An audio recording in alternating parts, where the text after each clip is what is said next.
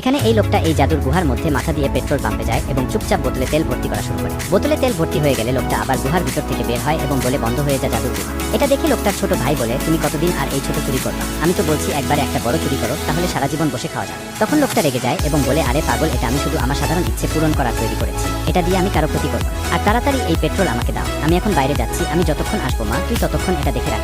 লোকটা চলে যাওয়ার পর সে তার বন্ধুদের কাছে কল দিয়ে তার কাছে আসতে বলে। কিছুক্ষণ পরে সেখানে তার বন্ধুরা আসে এবং বলে, তুই আমাদের কিসের জন্য ডেকেছিস? তখন সে বলে, এই দেখো এটা জাদুর গুহা, এটার মাধ্যমে আয়রা সবকিছু চুরি করতে পারে। এটা শুনে তার বন্ধু বলে, এটা আমি বিশ্বাস করি, আগে তুমি এটার ভিতর থেকে একটা আইফোন বের করে দেখাও, তারপর আমি বিশ্বাস করবো। তখন সে বলে, আরে শুধু এই কথা এখনই দাঁড়া, আইফোন নিয়ে আসছি। এটা বলে লোকটা আবার জাদুর গুহা চালু করে এবং গুহার ভিতর থেকে একটা লোকের কাছে থেকে চুরি করে আইফোন নিয়ে চলে আসে। এটা দেখে তার বন্ধুরা অবাক হয়ে যায় এবং বলে, আরে এটা তো আসলেই জাদুর গুহা। তখন আরেকটা বন্ধু বলে, আমার খুব খিদে লেগেছে, আমাকে কিছু খাবার এনে দাও। তখন লোকটা বলে, তুমি একটু দাঁড়াও, আমি এখনই খাবার নিয়ে আসছি। তারপর লোকটা আবার গুহার ভিতর মাথা দিয়ে খাবার চুরি করতে যায়। তখনই সেখানে থাকা লোকটা তাকে ধরে ফেলে এবং গুহা থেকে টেনে বের করে। এরপর তারা তাকে মারা শুরু করে।